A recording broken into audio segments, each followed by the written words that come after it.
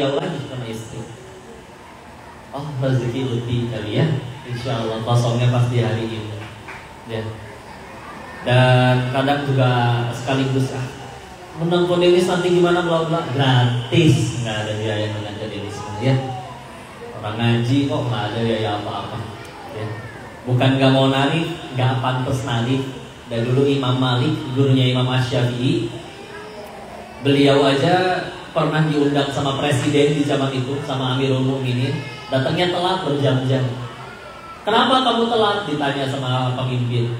Saya jalan kaki. Kenapa jalan kaki? Kan ada kuda. Apa jawaban Imam Malik? Tidaklah pantas aku hanya seorang Malik bin Anas menginjakan kaki di kotanya Nabi, tidak menggunakan kakiku sendiri, tapi dengan kaki kuda. Saya merasa tidak pantas. Imam Malik ngerasa gak pantas dirinya naik kuda di kota Nabi, karena tahu di bawahnya kota Madinah itu ada jenazah manusia yang paling mulia, Rasulullah Muhammad SAW. Jauh, jenazahnya jauh dari situ. Nah kalau misalkan ada yang ngakunya dipanggilnya cenah kiai, ustaz, tapi buat dipanggil harus pesawatnya apa, harus mobilnya apa. Mana aslinya ini mah bukan ustaz ya. Ini cuma kongko biasa, sinyo-sinyo biasa ya. Insyaallah. Maka istilah alhamdulillah, keseimbangan dari Allah kita bisa kumpul di sini.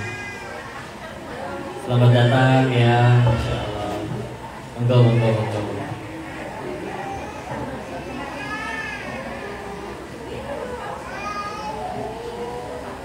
Silakan duduk yang nyaman, G. Ada kan? Pokoknya di sini kalau ngomong pakai G aja. G. Kalau ngomong jauh, aduh harus dikasih efek sedikit. Waduh, gitu ya. Ake banyak, wake. Nggak tak? Gitu. Insyaallah. Yuk yang baru datang silakan duduk dulu yang nyaman. Ya.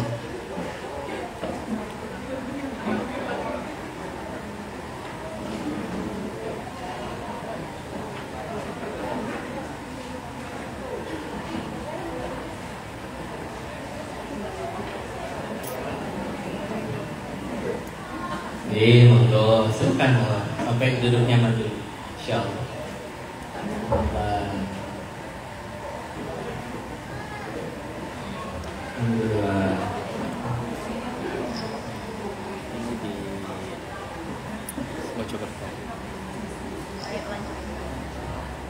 Izin dilanjut?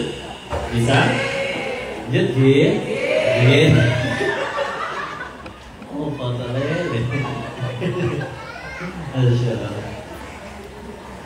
baik, bismillah. Iya, sempat tinggal 9 bulan Uti di Surabaya tahun 2019 di Ketintang, Surabayanya. Walah. Ning Burine Royal. Oh. Lucu sih ibu ini. Terus sampai 2020 awal baru pulang ke Bogor lagi. Jadi sempat lama bakbek di Surabaya, alhamdulillah. Coba kita lanjut lagi ya. Jadi tadi kita lihat, dan ini juga yang diri ini lihat waktu isi sempat tinggal di Thailand 3 tahun ya, di dunia waktu di sana, waktu masih jadi bandar judi di sana. Salah satu hal yang paling membuat bandar-bandar judi kaya di sana ingin berhenti dan menderita, itu perasaan ketika sudah jenuh dengan semua itu. Banyak dari mereka yang akhirnya tuh nyebut kayaknya lebih enak tinggal di Indonesia, tinggal di rumah sederhana, kumpul semua di rumah yang hangat, dikelilingi anak cucu kayak begini gitu ya. Tapi saya mikir lagi, yang udah tinggal di Indonesia pada kumpul di ruang tengah, mereka kumpul di ruang tengah karena nggak punya kamar lain, ya, pas-pasan rumahnya. Bos-bos di sana itu, mereka itu orang-orang yang uang tuh udah gak jadi masalah bagi mereka. Kalau anak kita bosan, paling minta duit jajan pergi ke warung. Anak-anak mereka bosan, ambil handphone, beli tiket ke Singapura. Ya. Gak bawa apa-apa, beli baju di sana, beli koper di sana, buka hotel di sana, ya. Sekalinya pulang kumpul sama orang tuanya, karena kebayangnya rumahnya orang konglomerat itu kan mungkin dari ruang tamu sampai kamar anak-anaknya harus naik angkot mungkin ya, saking luasnya begitu. Jadi di rumah pun gak ketemu. Kadang mereka membanggakan, oh anak saya yang ini kuliahnya di Jerman, anak saya yang ini udah lagi kerjanya di mana. Tapi wajahnya terlihat amat sangat iri ketika ngelihat di pinggir jalan ada ibu-ibu dijemput sama anaknya meskipun naik sepeda ontel. Ibunya disuapin sama anaknya, gitu ya. Kelihatan gitu mupeng, ngebatin dia kadang cerita. Kapan terakhir anak saya kayak gitu? Gak pernah. Sekalinya nelpon, minta duit. Gak minta duit, gak nelpon. Ya. Yang dikiranya sekolah termahal, pendidikan terbaik, kampus termahal untuk buat anak-anaknya jadi sukses. Bener, anak-anaknya mah pada jadi kaya ya. Tapi yang bilang justru malah tambah jauh sama orang tua. Kayak justru dengan kumpul keluarga kayak gini, Masya Allah hangat luar biasa ya.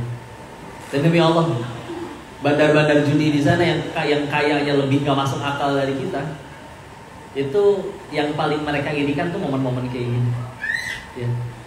Karena mereka tuh pergi ke kasino, pergi dugem, mohon maaf, dengan wanita-wanita yang kerja di tempat hiburan malam hanya untuk pengalih perhatian dari meranaknya mereka jauh dari saudara, keluarga yang padahal dibiayai begitu luar biasa.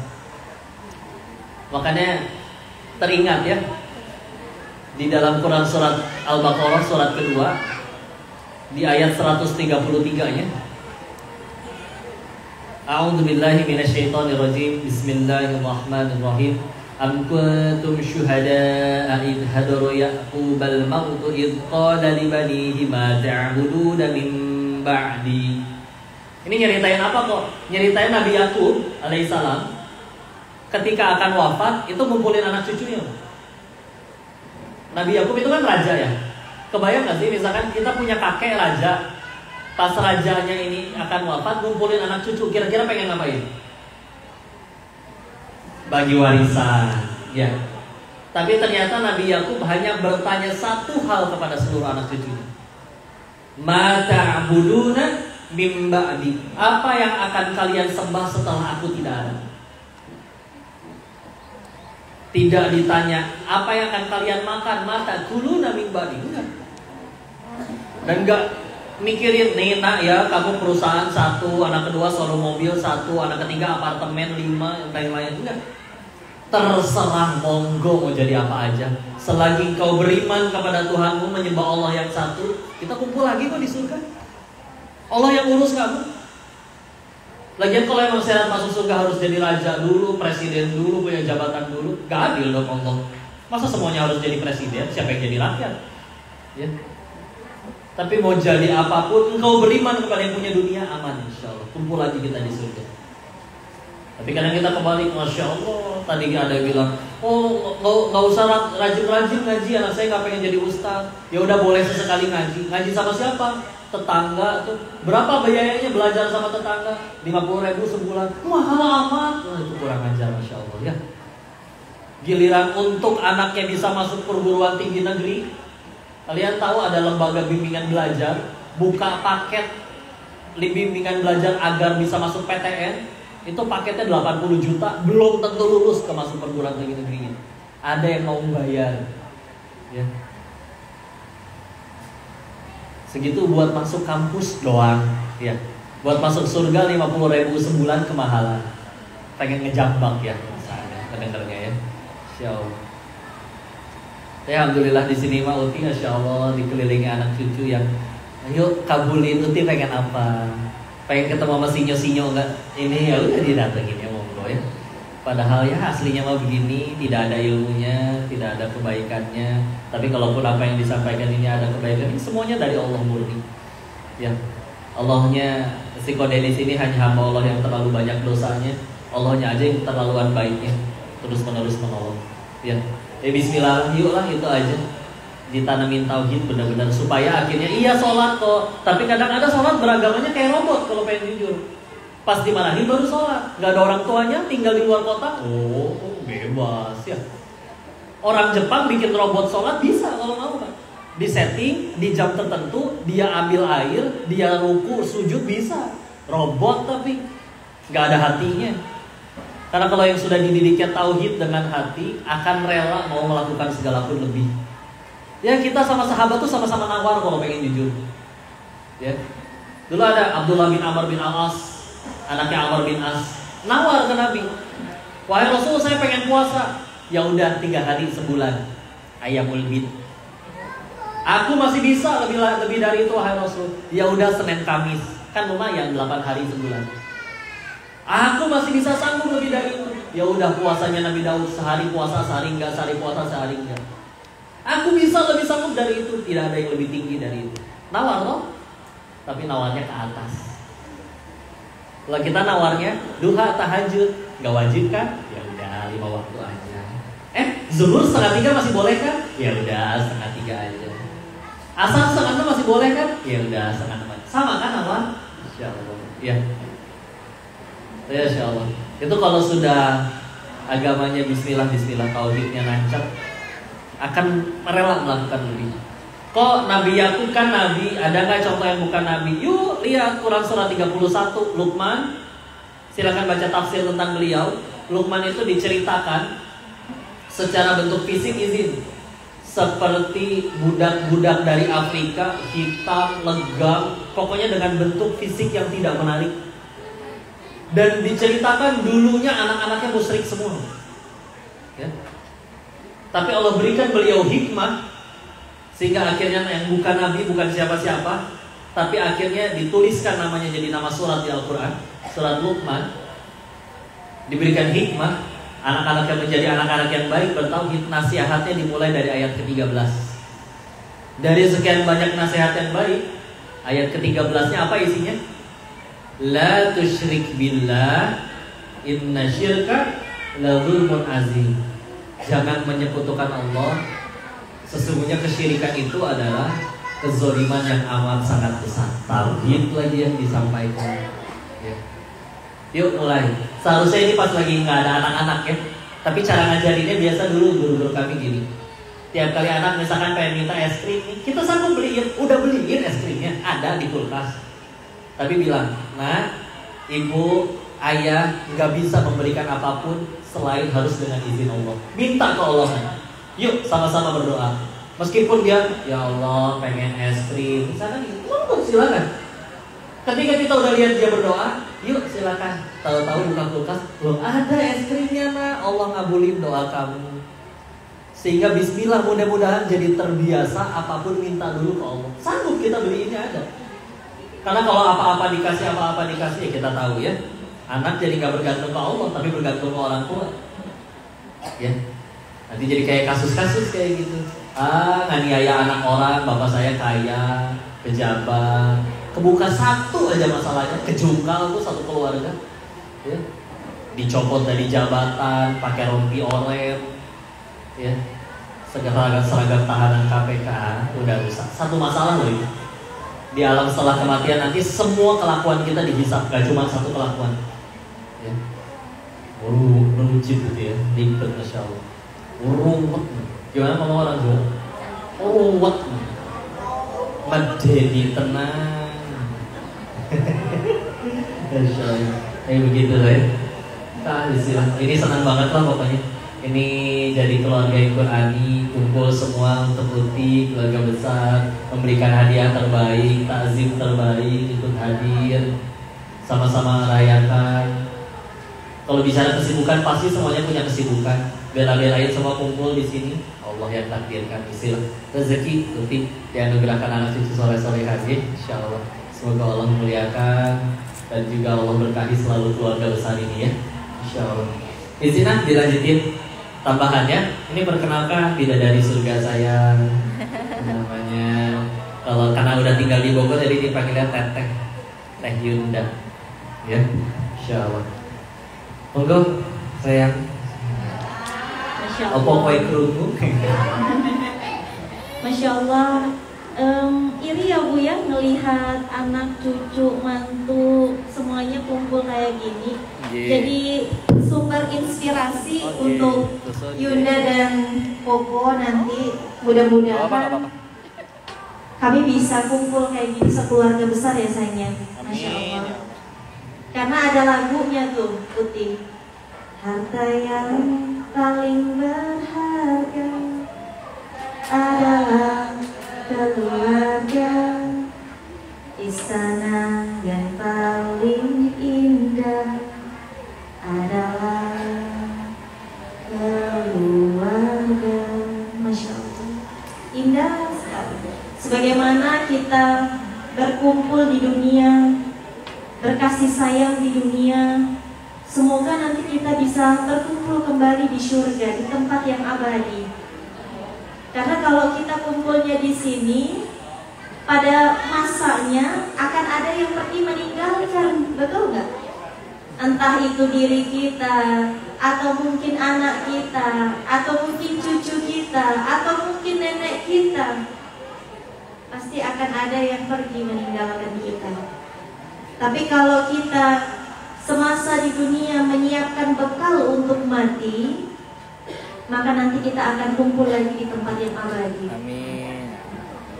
Ini karena kumpulnya keluarga, Yunda lebih ingin memberikan nasihat kepada muda-mudinya, anak-anaknya, untuk terus berbakti, mencintai ayah dan ibunya selamanya. Karena sudah terbukti ternyata ya Uti mungkin paham, anak yang paling mencintai ibunya, anak yang paling berbakti kepada ibunya, anak yang paling merendahkan suara ketika berbicara dengan ibunya, anak yang paling mampu membahagiakan hati ibu dan bapaknya, biasanya itu anak yang paling sukses. Betul nggak Uti? Betul. Ini kejadian di keluarga manapun. Kejadian. Ada satu kisah.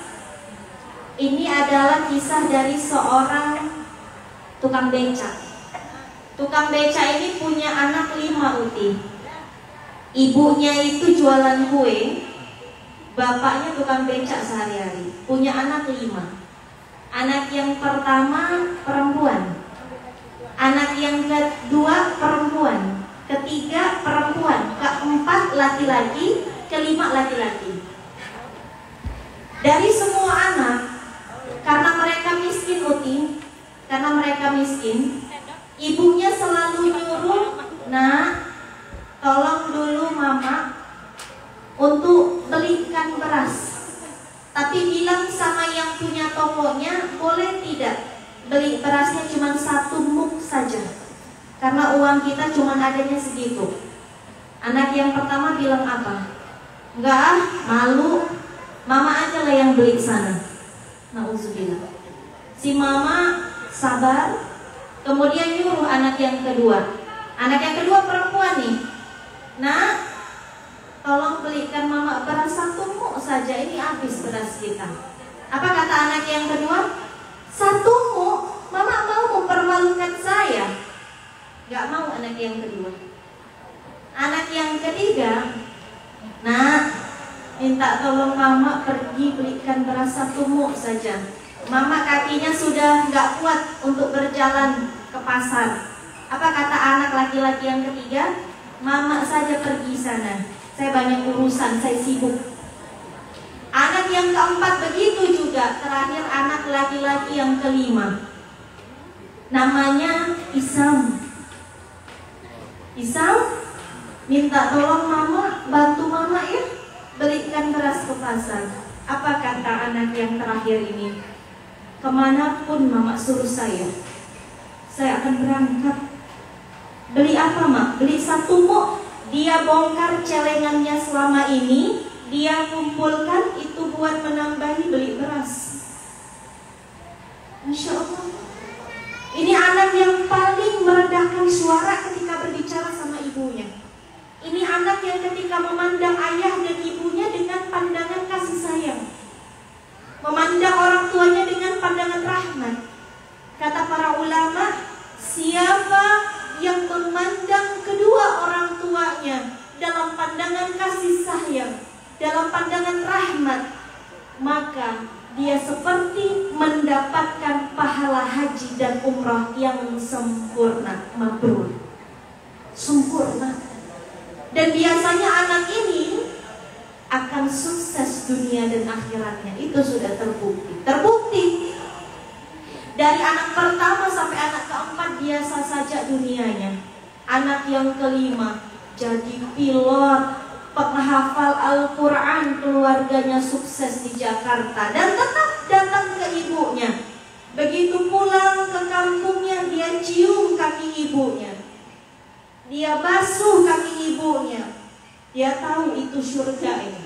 Karena bagi anak laki-laki, walaupun dia telah menikah, surganya gak kemana-mana, tetap berada di telapak kaki ibunya. Jadi bagi kita ini seorang anak, tidak ada yang lebih berharga kecuali bakti kita, cinta kita, lemah lembutnya kita kepada kedua orang tua kita. Seorang ibu pasti akan melahirkan seorang anak. Kalau dia pengen anaknya nurut kepada dia, maka dia pun harus nurut kepada ibunya, nenek dari si anak. Banyak ibu bertanya, kenapa anak saya nggak sayang ya sama saya? Kenapa anak saya selalu melawan saya ya? Coba kita berkaca diri. Bagaimana perbuatan kita dulu kepada ibu bapak kita?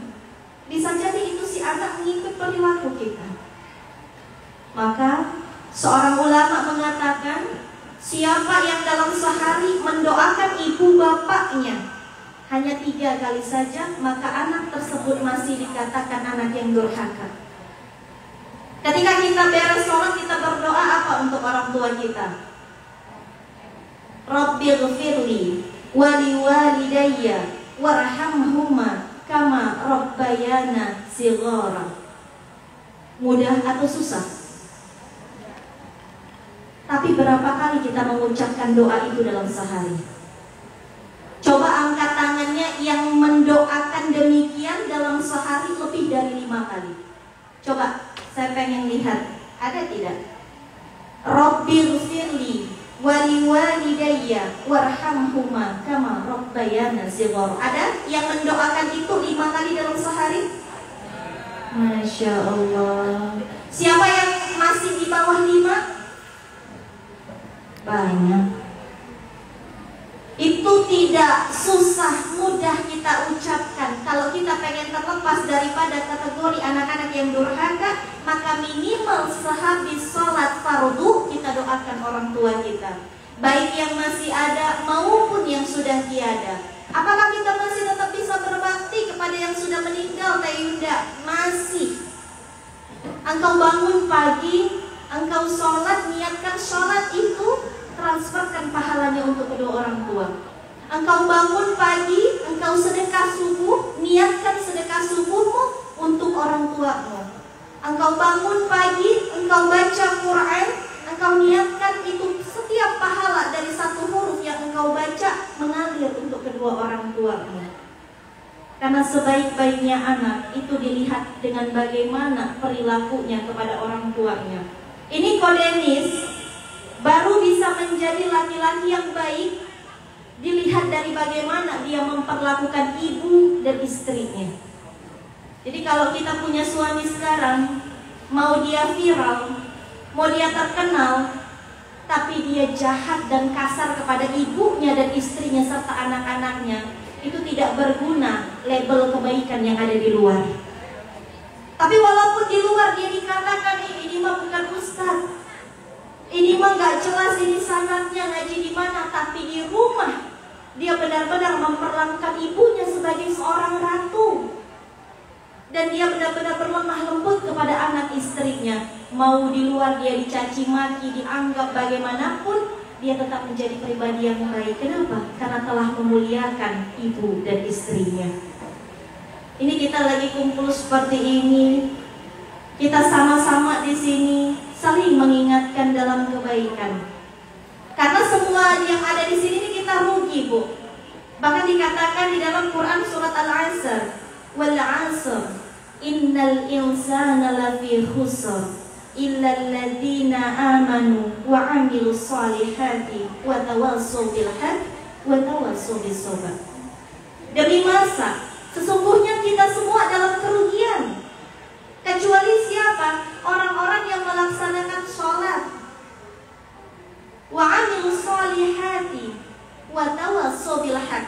Dia melaksanakan sholat, dia saling mengingatkan bil haq, dalam kebenaran, wa tawassaw bis sabr, dan dia saling mengingatkan untuk kesabaran. Kalau ada anaknya yang sedang susah, bukan dihina. Kalau ada iparnya, tetangganya, atau mungkin keluarga yang lain sedang susah, bukan dicaci. Wa tawassaw bis sabr, saling mengingatkan untuk bersabar. Sabar ya kak, sabar ya dek. Dunia ini memang sementara, susah sementara, senang sementara, kaya sementara, miskin sementara. Kok semuanya sementara? Karena ini dunia, dan dunia itu sementara. Kalau kita kepengen abadi nanti setelah kita mati, alladzi khalaqal mauta wal hayata liyabluwakum ayyukum ahsanu amala. Dunia ini adalah tempat ujian. Yang kaya ujian, yang miskin ujian, yang pintar ujian, yang kurang pintar ujian, semuanya ujian. Untuk apa? Untuk menguji kamu, siapakah di antara kamu yang paling baik amalnya di sisi Allah. Jadi orang kaya bisa jadi terbaik kalau dia dermawan, bantu keluarga yang sedang susah. Kalau dia miskin, tetap bisa masuk surga. Dengan cara apa? Dia bersabar dalam kemiskinannya, tidak meminta-minta kepada orang lain. Kita semua memiliki peluang masuk surga. Bahkan dikatakan rugi sekali orang yang masih memiliki ayah dan ibunya, tapi dia gagal masuk ke dalam surga. Karena berbakti kepada orang tua adalah pintu surga yang paling tengah. Maka jangan kita sia-siakan. Paling gampang masuk surga itu dari pintu surga yang paling tengah. Engkau berbakti, engkau merendahkan suara, tidak berkata ah kepada ibu bapak. Ini sulit sekali ya Bu ya. Kadang-kadang kita capek, kita merasa sudah hebat, sudah tinggi. Ibu kita bilang, nak pulang ya nak lebaran. Di sana ngapain, panas di Surabaya Bu, mending saya di sini di Bogor. Hati-hati. Kita berani berkata sehingga ibu kita meneteskan air mata, sakit hatinya, kemurkaan Allah akan datang kepada kita. Ingat, ridho Allah beserta ridho orang tua kita, terutama ibu kita. Jadi kalau kita pengen mendapatkan dunia dan ridhonya Allah, maka dekat-dekatilah orang tua. Sayangilah mereka, bahagiakan mereka mumpung mereka masih ada. Ini saya jadi teringat orang tua saya. Saya jauh dari orang tua saya. Yang jauh dari orang tuanya bagaimana Teh Yunda? Setiap detik, setiap menit video call. Kadang-kadang orang tua itu tak butuh harta kita, mereka hanya butuh kasih sayang dan perhatian kita. Dari telepon saja sudah senang itu Bu. Ditanyakan kabar, dikirimin makanan kesukaan, dibelikan baju terbaik.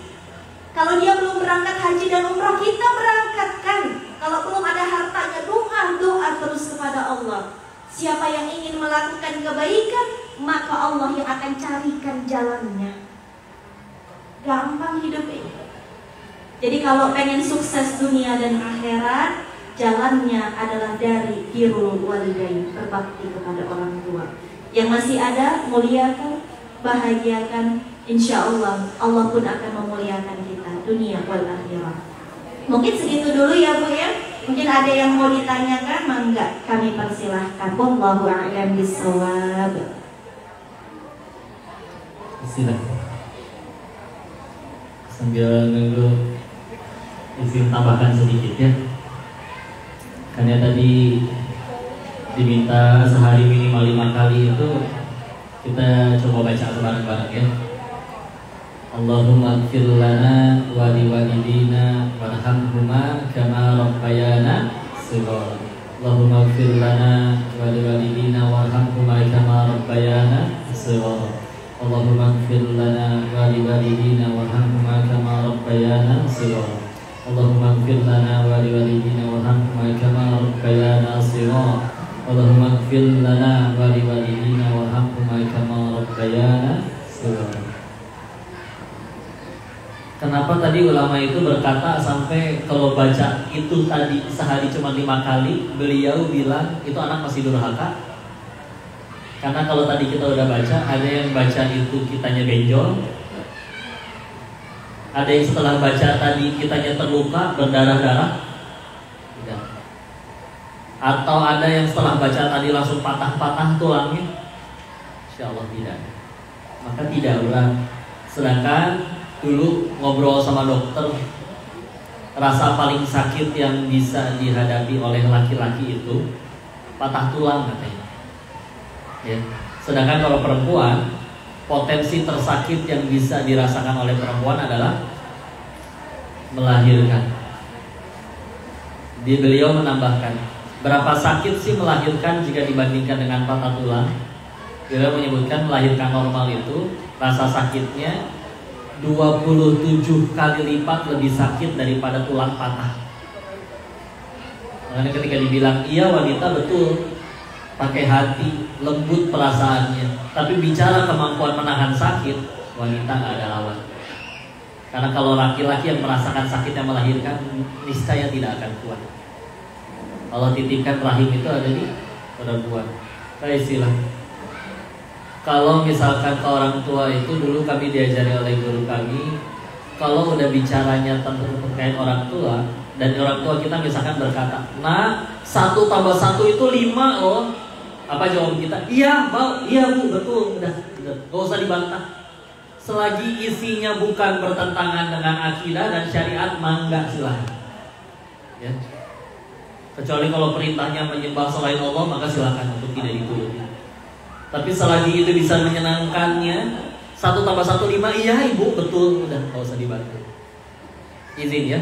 Kita ada yang tanya, kalau ada seorang orang tua ngebuang anaknya ke tempat sampah 1 jam setelah melahirkan masih merah, atas takdir Allah 30 tahun kemudian si anak yang dibuang ke tempat sampah jadi konglomerat, jadi orang kaya.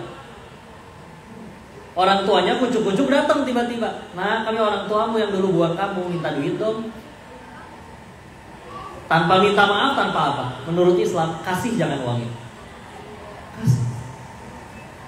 Kok orang tuanya jahat kok seperti itu?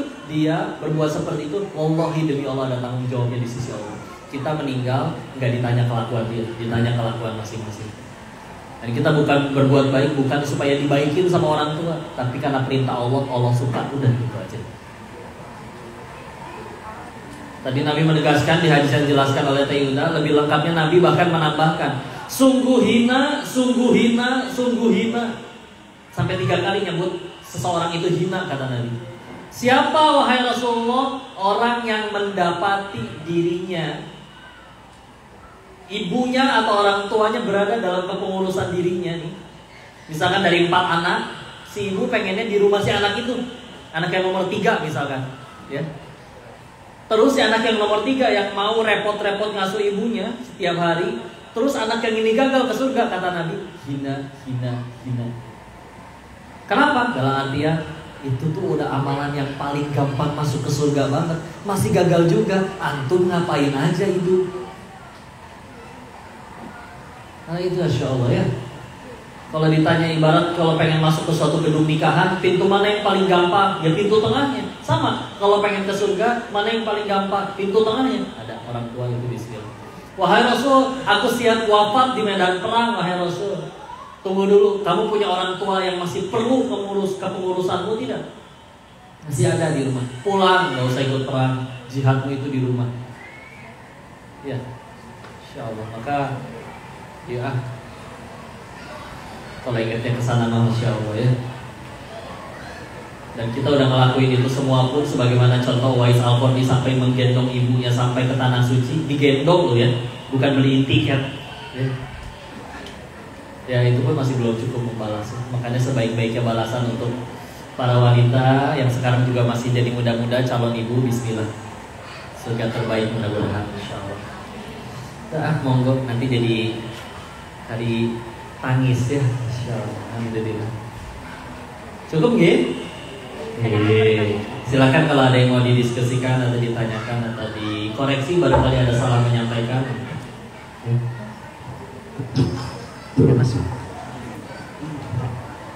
Terima kasih untuk Koko Demisri. Dan ini ada sesi tanya jawab Koko barangkali dari keluarga besar Yang namun Proto ingin tanya silakan, nanti biar dijawab Ibu Denis. Kalau ada aja. Enggak, karena kadang bingung. Lebih pengen tanya jawab atau foto-foto ya? Kalau foto pasti Bu. Oh iya. Iya. Barangkali ada yang ditanyakan bisa langsung angkat tangan biar mic-nya saya bawa ke jenengan. Diperkenalkan dulu namanya dari terus keluarga, monggo. Nama saya Reni Denis.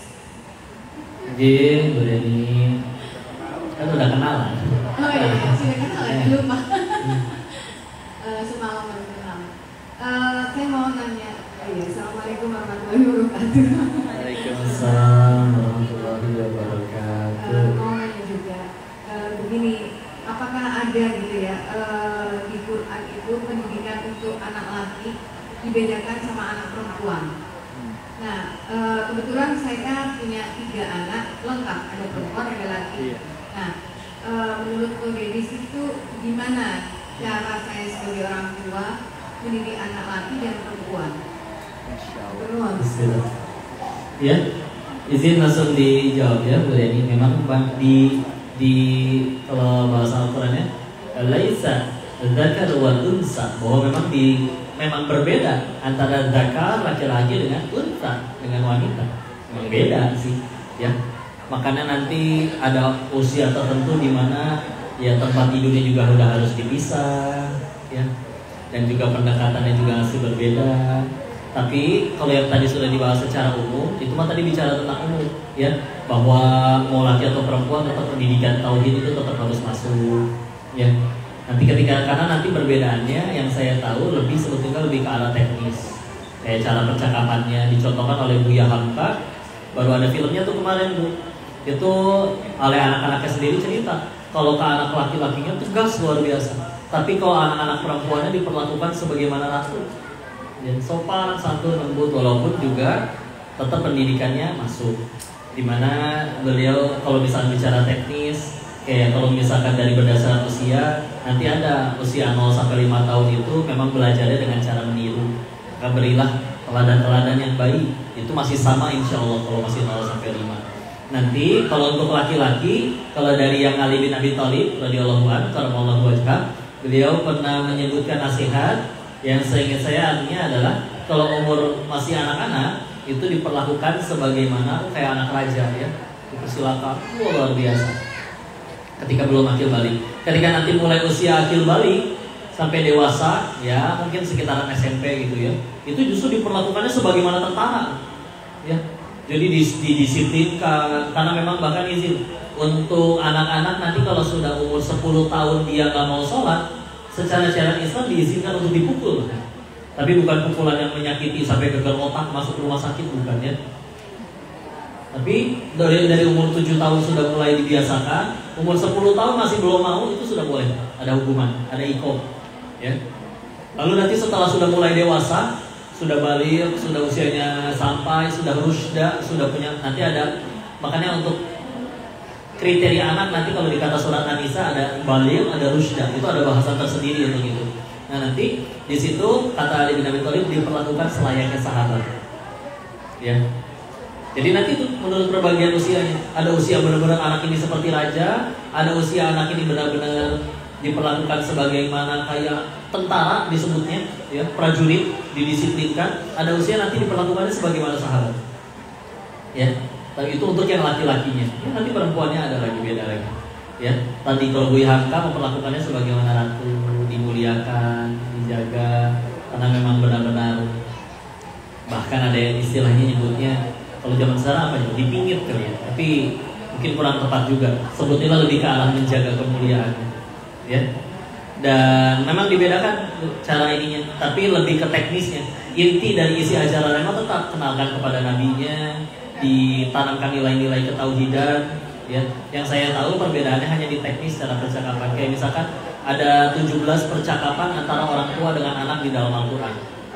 1 itu antara ayah ibu dengan anaknya. Yang 2 itu antara ibu dengan anaknya saja. Sisa 14-nya itu percakapan antara ayah dengan anak-anak. Jadi ternyata yang seharusnya lebih sering ngobrol sama anak-anak, kalau kata Al-Quran nih, bukan ibunya melulu, ayah juga. Sehingga kalau ada ayah yang hanya setiap bulan tahu-tahu setor kasih duit aja, yang penting uang sudah terpenuhi, nggak pernah ngobrol, komunikasi mendekat dengan anaknya, oh itu kurang tepat. Ya. Kalau Allah misalnya, nanti kita insya Allah bahas lebih detail lagi. Mana baik? Coba dulu insya Allah ya. Dikembalikan kepada Ustaz kita. Alhamdulillah sudah dijawab sudah. Untuk cara mendidik anak laki-laki dan perempuan pasti ada perbedaan. Ya tetap dalam tingkah laku, terutama keseharian, selain di sekolah, dunia pendidikan, kita juga di banyak waktunya yang ada di keluarga atau di rumah. Itu tadi pertanyaan mewakili semuanya atau ada lagi? Jadi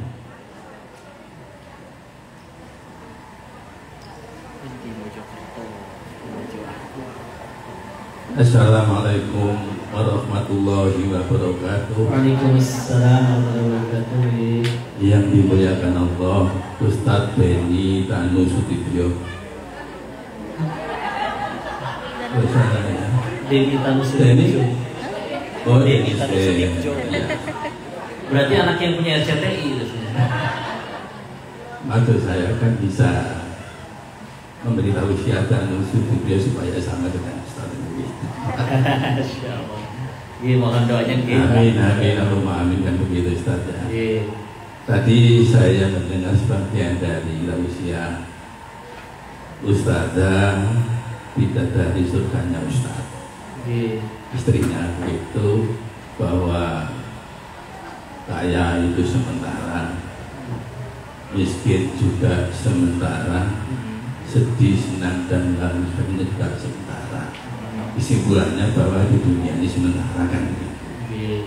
Jadi dunia ini bukan tempat tinggal kita, tetapi tempat kita meninggal. Dunia kan begitu. Artinya hidup yang sebenarnya, tempat tinggal kita yang sebenarnya adalah setelah mati kan begitu Ustaz ya. Barangkali saya sangat berharap ada gambaran sedikit bagaimana indahnya, bagaimana abadinya tempat tinggal kita setelah mati, supaya saudara-saudara kita ini punya gambaran.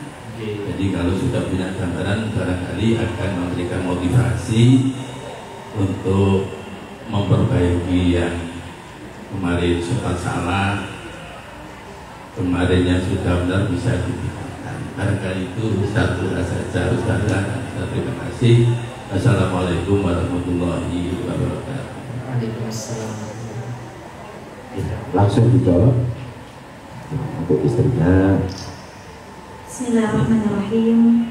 Kebanyakan dari kita itu kenapa taatnya itu sementara? Karena kebanyakan orang tua itu dalam proses mendidik anak-anaknya ataupun keluarganya itu biasanya dicekokinya itu dengan ancaman. Contoh sederhana, nah sholat kamu. Kalau kamu nggak sholat, nanti kamu dibakar di api neraka. Selalu dengan ancaman, ya kan? Betul nggak? Nah, berbakti kamu kepada ibu. Kalau kamu nggak berbakti, nanti Allah murka sama kamu. Selalu dengan ancaman, betul nggak? Coba kita ubah, bukan dengan ancaman, tapi dengan kabar gembira. Jangan dengan kabar-kabar buruk selalu. Jadi kalau dengan kabar buruk, anak itu taatnya itu karena terpaksa. Ya udah deh, kalau misalnya saya nggak sholat nanti saya dibakar lagi. Itu yang mungkin saya alami ya sebagai seorang anak. Mungkin dulunya orang tua belum memahami tentang ilmu itu. Saya merasa ketika saya nggak sholat, oh ya saya takut ya nanti dibakar. Tapi bukan dengan besar harapan mendapatkan kenikmatan di tempat yang kesudahan itu, yaitu surga. Coba sekarang kita balik. Kita punya anak, kita punya keluarga, yuk sholat bareng-bareng yuk. Tidak ada kata paksaan, tidak ada kata ucapan-ucapan yang buruk, tapi ajakan. Nah, sholat yuk bareng. Di surga itu tempat yang sangat indah, yang di sana orang-orangnya itu berwajah berseri-seri. Mereka berhati lembut dan mereka mendapatkan nikmat yang luar biasa. Mereka bersandar di atas dipan-dipan. Kalau mereka mau ngambil buah tinggal petik. Surga yang begitu nikmat, kita pengen ke sana sholat yuk. Nah, nggak ada kata-kata negatif. Jadi ketika anak melakukan ketaatan, itu penuh dengan pengharapan bahwasannya ketika dia melakukan itu semoga Allah ridho dan dia besar cita-citanya untuk berada di dalam surga. Mana lebih baik kata negatif atau positif? Contoh sederhana, kita bangun pagi, remuk tulang saya. Sama kita bangun pagi, bismillah, pagi ini adalah awal Allah menitipkan keberkahan dalam hidup saya. Mana lebih baik, kata-kata negatif atau positif? Positif. Begitupun dalam hal kita mengingatkan keluarga kita. Tadi di Quran surat Al-Asr disebutkan watawassaw bil haqq watawassaw bis sabr. Dalam kita mengingatkan keluarga kita, mengingatkan dalam kebaikan, pilihlah kalimat-kalimat yang baik. Pilihlah kalimat-kalimat positif. Bukan memberi kabar buruk, tapi memberi berita bahagia. Berupa dengan apa? Benar kata Bapak. Kita coba gambarkan kepada mereka betapa indahnya surga, betapa nikmatnya orang yang berada di dalam surga itu. Bahkan ketika selama dia di dunia itu susah, ini mungkin selama di dunia keluarga ini miskin, dihina sama kakak-kakaknya. Ketika dia selalu taat di dunia, apa kata malaikat? Salamun alaikum bima sabartum fa ni'ma uqubadda. Selamat ya, selama hidup di dunia kamu sabar ketika aku uji miskin. Fa ni'ma uqubadda, ini alangkah indahnya tempat kesudahan itu. Coba kisah-kisah positif itu yang kita ceritakan ke anak-anak kita. Nanti mereka akan mikir indahnya Islam itu, lembutnya agama Islam itu, sehingga mereka tidak anti kepada orang yang pakai gamis. Mereka tidak anti kepada orang yang rajin sholat. Karena ini kejadian Pak Bu, ada seorang anak, ibu bapaknya itu taat kepada Allah, bahkan disebut di luar itu guru ngaji. Tapi kalau ke anaknya itu ancaman terus. Nak, sholat kamu, kalau nggak sholat kamu dibakar nanti di neraka. Alhasil anaknya hanya taat ketika ada ibunya. Ketika dia ngekos di luar kota jauh dari ibunya, dia nggak mau taat. Karena dia hanya dicekoki ketakutan-ketakutan saja. Tapi kalau kita ungkapkan berita bahagia di dalam Al-Quran, betapa indahnya nikmat di dalam Al-Quran, itu anak akan mikir. Dia akan gunakan akalnya. Bahkan banyak dikatakan di dalam Al-Quran, orang-orang yang beruntung itu adalah liulil albab, orang-orang yang berakal. Jadi kita perlu ajak anak kita itu mikir. Nah, kalau pengen nanti indah masa akhir hidup kita, maka kita taat bersama. Jangan kita pasang wajah yang masam. Karena pada saat Rasul berwajah masam itu ditegur oleh Allah. Karena penduduk surga itu nak wajahnya berseri-seri. Nah, untuk bisa mengatakan demikian, maka kita perlu belajar Al-Quran agar kita tahu bagaimana keadaan penduduk surga. Penduduk surga itu cirinya yang pertama wajahnya berseri-seri. Yang kedua, mereka itu berhati lemah lembut, penyayang. Itulah bidadari surga itu. Jadi kalau ibu-ibu pengen membuat bidadari surga cemburu kepada kita, kita harus jadi wanita yang berlemah lembut dan berkasih sayang serta perhatian kepada suami kita. Ini Bu, saya selalu cemburu dengan hadis ini. Cemburu sekali saya. Dikatakan seperti ini, ketika seorang istri menyakiti suaminya, maka bidadari surga yang diperuntukkan oleh suami kita untuk suami kita itu berkata seperti ini: alangkah celakanya kamu, bersabarlah, dia itu akan menjadi milikmu di surga. Cemburu gak kita Bu? Cemburu banget saya pas dengar hadis itu. Jadi kalau udah pengen nyakitin suami, ingat hadis itu. Bidadari surga yang ngomong kayak gitu, Bu. Dia bilang, bersabar saja, nanti dia akan menjadi milikku di surga. Kalau kita nyakitin suami kita, karena setiap laki-laki yang soleh, dia akan mendapatkan bidadari surga. Bagaimana dengan istrinya? Istrinya akan menjadi pemimpin di antara para bidadari surga. Jadi begitu. Penduduk surga itu gak ada yang marah-marah, gak ada yang iri dengki, gak ada yang sombong. Mereka berkasih sayang. Makanya dikatakan orang yang beriman itu adalah rahmat bagi seluruh alam. Rahmatan lil alamin, berkasih sayang.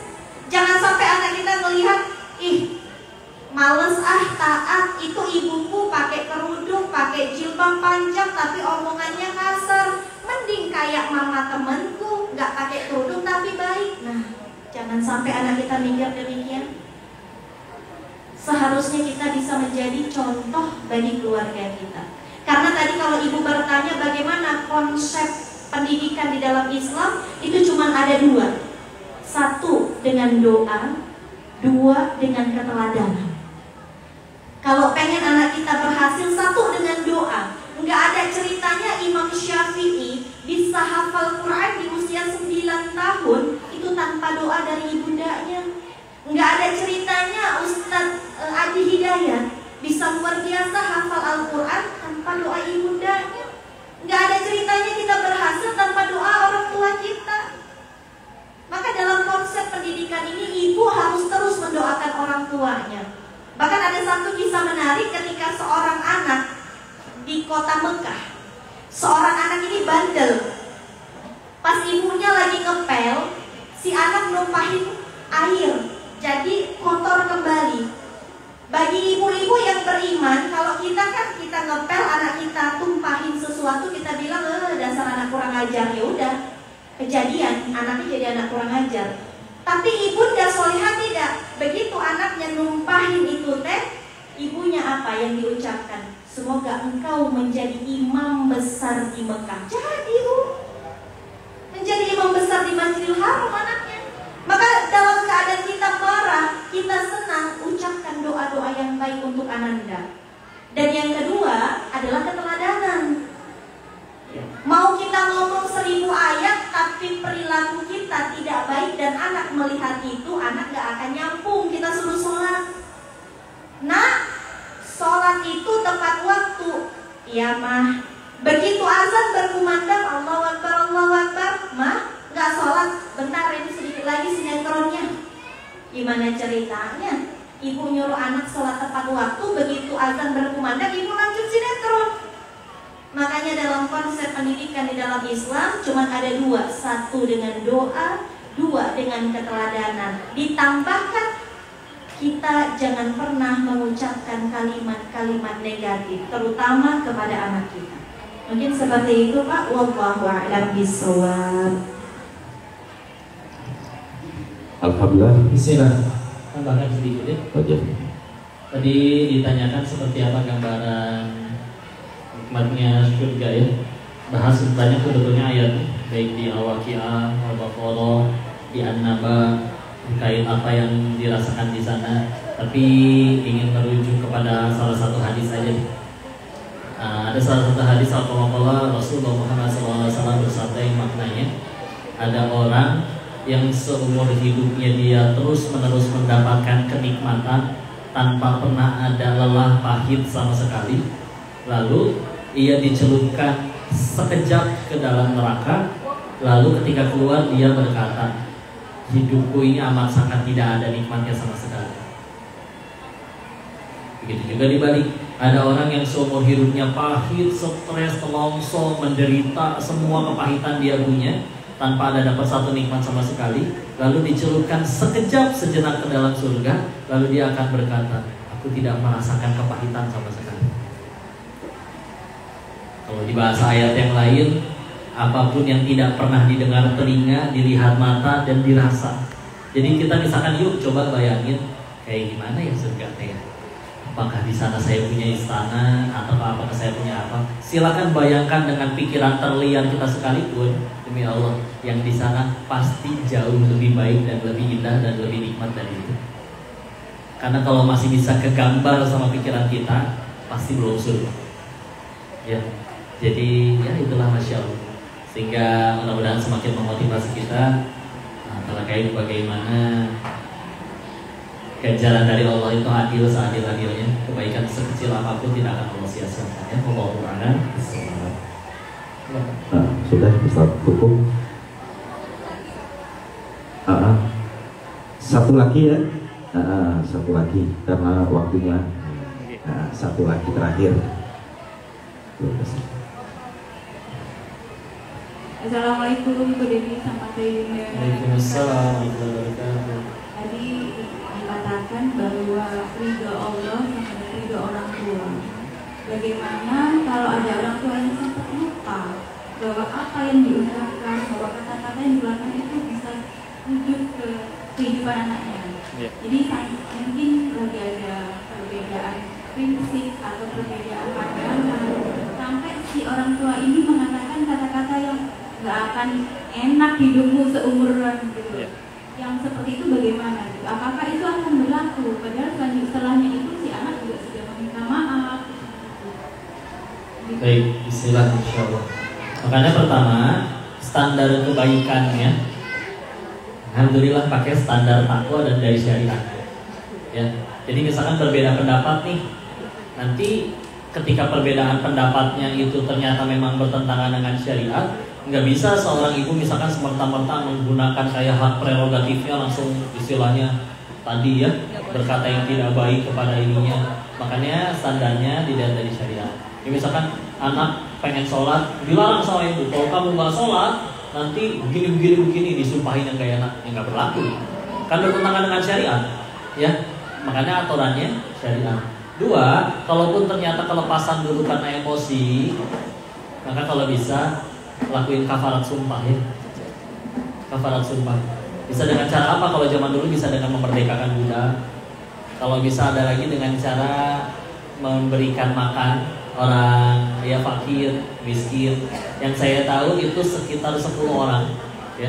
10 orang dengan makanan yang juga setiap hari kita makan. Jadi kalau porsi makanan kita satu porsinya misalkan 40.000, 50.000, jangan beliin nasi pecel yang cuma 6.000 mereka-nya. Jadi sesuai sama kita itu sebanyak 10 orang.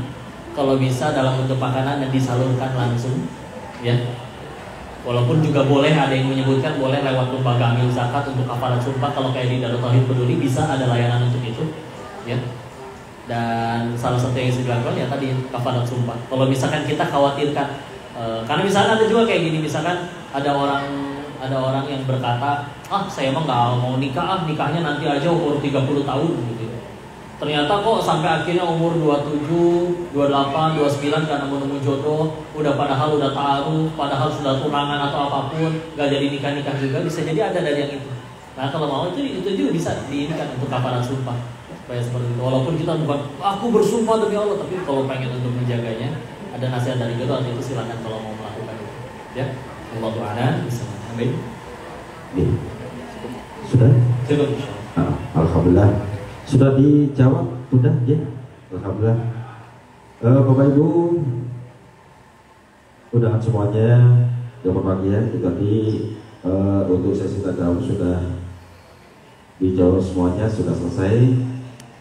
Dan nanti per keluarga besar ada sesi foto ya. Sebelum foto, marilah acara di kesempatan berbahagia ini kita tutup dengan doa yang dipimpin langsung dari Ustaz Koko Dewi Sri. Kepada Ustaz Koko untuk doa dipersilakan. Baik, izin masnya, mbaknya, ayah, bunda yang dirahmati Allah, Bukti, sama-sama kita bermunajat dulu ya kehadiran Allah, mohon ridho waktu dan kesempatannya semua. A'udzubillahi minasyaitonirrajim. Bismillahirrahmanirrahim. Allahumma shalli ala sayyidina wa habibina wa syafiina wa maulana Muhammad wasallim radhiyallahu tabarakahu ta'ala an kulli sahabati rasulillahi ajma'in. Bismillahirrahmanirrahim. Hamdan syakirin, hamdan na'imin, hamdan yuwafi ni'amahu wa yukafi mazidah. Ya Rabbana lakal hamdu kama yanbaghi li jalali wajhikal karim wa 'azimi sultanik. Allahumma shalli ala sayyidina Muhammad wa ala ali sayyidina Muhammad. La ilaha illa anta subhanaka inni kuntu minadh dhalimin. Allahumma ighfir lil muslimina wal muslimat wal mu'minina wal mu'minat al ahya'i minhum wal amwat. Allahumma ighfir lana wa liwalidina warhamhuma kama rabbayana shighara. Ya muqallibal qulub tsabbit qulubana ala dinik. Allahumma a'inna ala dzikrika wa syukrika wa husni ibadatik. Ya Allah, berkahi keluarga besar ini ya Allah. Ajarkan ilmu yang bermanfaat saja kepada kami ya Allah. Jadikan sisa usia kami sisa usia yang hanya mengejar ridho-Mu saja ya Allah. Jadikan setiap malam kami bisa bangun mendirikan salat malam bersujud menyembah-Mu ya Allah. Ya Allah, anugerahkan kepada kami ampunan dan hidayah-Mu ya Allah. Jangan Kau biarkan kami wafat dalam keadaan dosa kami belum Kau ampuni ya Allah. Jangan Kau biarkan kami wafat dalam keadaan taubat kami belum Kau terima ya Allah. Ya Allah, jangan Kau biarkan diri ini tidak diberi petunjuk oleh-Mu ya Allah. Tunjukkan kami dalam setiap harinya ya Allah. Hidayah-Mu dalam karir kami, dalam perbuatan kami, dalam berucapnya kami ya Allah. Ya Allah, sayangi dan muliakan kedua orang tua kami ya Allah. Izinkan kami bisa menjadi pahala jariah bagi mereka semua ya Allah. Terimalah amal solihnya, tinggikan derajatnya di sisi-Mu ya Allah, dan ampuni segala kesalahannya ya Allah. Izinkan kami bisa menjadi pahala jariah bagi beliau-beliau ya Allah. Dekatkan kami dengan teman-teman, sahabat, guru, lingkungan yang semakin membuat kami dekat dengan keridhaan-Mu ya Allah. Dan jauhkanlah kami dari segala hal yang membuat kami lalai dari mengingat-Mu ya Allah. Anugerahkan kepada kami pasangan yang solih-solihah. Anugerahkan kepada kami keturunan yang solih-solihah. Rabbi habli minas solihin, Rabbi habli minas solihin, Rabbi habli minas solihin, Rabbi habli minadunka dzurriyyatan thayyibatan innaka sami'ud du'a. Rabbi la tadharri fardan wa anta khairul warithin. Rabbi ij'alni muqimas salati wa min dhurriyyati rabbana wa taqabbal du'a. Allahumma inna nas'aluka 'ilman nafi'an wa rizqan halalan thayyiban wa 'amalan mutaqabbalan. Allahumma inna nas'aluka ridhaka wal jannah wa na'udzubika min sakhatika wan nar. Allahumma inna nas'aluka husnul khatimah wa na'udzubika min su'il khatimah. Kumpulkan kami tidak hanya di tempat ini ya Allah. Kumpulkan kami juga kelak di dalam surga ya Allah. Rabbana atina fid dunya hasanah wa fil akhirati hasanah wa qina adzabannar wa adkhilna jannata ma'al abrar ya aziz ya ghafar ya karim ya rabbal alamin. Subhana rabbika rabbil izzati amma yasifun. Wassalamun ala mursalin walhamdulillahi rabbil alamin. Terima kasih ya Bunda yang dirahmati Allah, wabil khusus Uti. Sehat-sehat terus nih. Semoga selalu Allah muliakan, Allah bahagiakan, berkah seluruhnya, Allah jaga keluarga besar ini insyaallah. Terima kasih diizinkan ngaji bareng di sini. Kami mohon maaf jika ada kesalahan. Seluruhnya murni dari diri kami. Tolong dinasehati, diingatkan, dikoreksi dan dimaafkan, gitu. Dimaafkan, buatan? Alhamdulillah. Dan jika ada kebaikan pasti dari Allah dan mari kita bersyukur kepadanya. Semoga jadi manfaat dan amal soleh. Wabillahi taufiq wal hidayah. Assalamualaikum warahmatullahi wabarakatuh. Waalaikumsalam warahmatullahi wabarakatuh. Ucapkan terima kasih untuk Bapak Dewi Muslim yang sudah memberikan tausiah. Mudah-mudahan apa yang disampaikan tadi kita bisa mengambil hikmahnya, tentunya untuk bisa lebih baik untuk di tahun ini setelah hari Lebaran. Bapak Ibu yang saya hormati, untuk selanjutnya sesuai dengan yang saya sebut tadi, kita foto bersama persatu keluarga. Nanti Alhamdulillah kita tutup ya. Subhanakallahumma wa bihamdika asyhadu an la ilaha illa anta astaghfiruka wa atubu ilaik. Terima kasih semuanya yang sudah ikut menyimak. Nanti kita ngaji bareng lagi. Akhirul kalam. Wabillahi taufiq wal hidayah. Assalamualaikum warahmatullahi wabarakatuh. Kasih ya.